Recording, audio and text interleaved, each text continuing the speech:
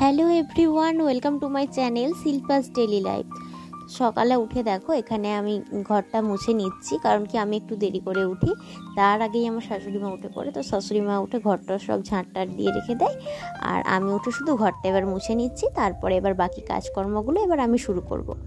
তো চলো ঘরটা মোছা হয়ে যাক। আর দেরি করে যেহেতু উঠেছি একটু তাড়াহুড়ো করে ঘরটা মুছছি, কারণ কি ঘর মোছা হয়ে গেলে দেখবো কলে জল চলে এসেছে। 7:10 আরে হলেই কলে জল চলে আসে, তখন আবার জলটা ভরতে হবে, সেই জন্য। তারপরে দেখো এখানে চা বানিয়ে নিয়েছি ফ্রেশ হয়ে, আর বাপির চায়ে দিয়ে দিলাম একটা সুগার ফ্রি ট্যাবলেট, যেহেতু বাপি চিনি খায় না, তো সেটাকে আমি গুলিয়ে দিচ্ছি। তো বাপির জন্য আলাদা করে চা আগে তুলে রেখে দিয়েছিলাম, আর আমার আর মায়ের চায়ে আজকে আগে থেকেই আমি চিনিটা গুলিয়ে নিয়েছিলাম, তো আলাদা করে আর চিনি দিতে লাগছে না। এবার প্লেটে করে সাজিয়ে নেব তিনজনের 3টে জায়গায়, আর সাথে নিয়ে নেবো বিস্কুট। আর হাঁড়িতে দুধ ছিল, সেটাও গরম করে রাখা হলো, কারণ কি তা না হলে কেটে যেতে পারে, সেই জন্য। আর এবার দেখো আমি বিস্কুট নিয়ে নিচ্ছি, তো বাপির জন্য ক্রিম কেকার বিস্কুট আর আমাদের জন্য সব। তো এখন বাজে প্রায় 7:45, চা আরে খাওয়া দাওয়া হয়ে গেল। তো চেয়ারটাতে দেখো পুরো জামা কাপড়টা কালকে যা কাচাকুচি হয়েছিল সেগুলো পড়ে আছে, গুছিয়ে রাখা হয়নি। এখন ভাবলাম চেয়ারটা একটু ফাঁকা করে রাখি, বা এগুলো একটু গুছিয়ে রাখি, ভাঁজ করে রাখি। তো এটা ভাঁজ করে রাখি, তারপরে যাব বাজারে। তো চলো এই কাজটা করে নিই। আর আজকে যেহেতু বুধবার, কলেজে ছুটি আছে, বাড়িতে থাকতে পারবো, তো এসে রান্না বান্নাগুলো করবো।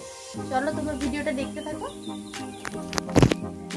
দেখো তারপর আমি গিয়েছিলাম বাজারের দিকে, তো সকাল সকাল করে একটু গিয়েছিলাম, আর এসে দেখছি প্রচণ্ড পরিমাণে ঘেমে গেছি, অনেকটাই গরম ছিল, তো সেই জন্য একটু রেস্ট করে নিচ্ছিলাম। তারপরে আবার রান্না বসাবো। আর যেহেতু আজকে কলেজ যাচ্ছি না, তো 10টা মতো বেজেই গেছে প্রায়, তারপরে একেবারে দেরি করেই বসাবো। আর বাপি এখানে এনেছিল আজকে মাংস, আর মাংসটা মা ধুয়ে দিয়েছে। আলু ভাজা হবে, করলা ভাজা হবে, আর এইদিকে পটল ভাজা হবে। তো বাপির জন্য পটল ভাজা, আমাদের জন্য আলু ভাজা। চলো রান্নাটা করে নিই।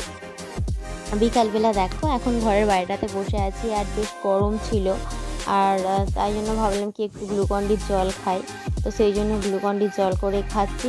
আর একাই বসে আছি, কারণ কি যে যা সে তার কাজে ব্যস্ত, মা চলে গেছে বাগানে, বাপি বাইরের দিকে আছে আর কি, সেই জন্য। এখন বাজে 6:45, আর আমি চলে এসেছি ছাদে। এই যে একটা কুরকুরের প্যাকেট নিয়ে এসেছি, তো এটাই খাবো। আর প্রচণ্ড গরম, দুপুরবেলা ভালো করে ঘুমানো যাচ্ছে না, ঘরে এত তাপ।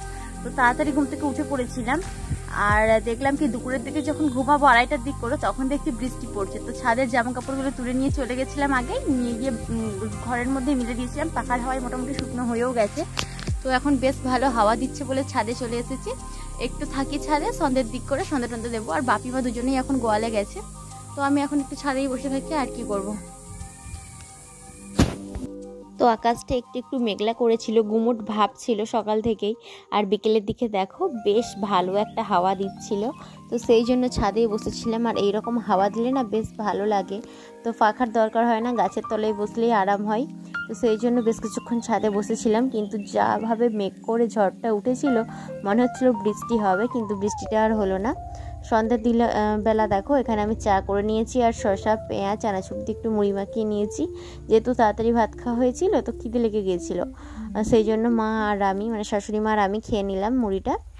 আর রাত্রিতে দেখো কিছুই রান্না করতে হয়নি আজকে, সকালে করেছিলাম আলু ভাজা, তো বেশ কিছুটা আলু ভাজা রয়ে গেছে, আর মাংস তো আছেই, আর বাপির জন্য হয়েছে রুটি। তো আজকের মতো ভিডিওটা আমি এখানেই শেষ করছি। ভিডিওটি তোমাদের কেমন লাগলো অবশ্যই কমেন্ট করে জানিও। যদি ভালো লেগে থাকে লাইক করো, কমেন্ট করো, আর চ্যানেলকে সাবস্ক্রাইব করে দিও।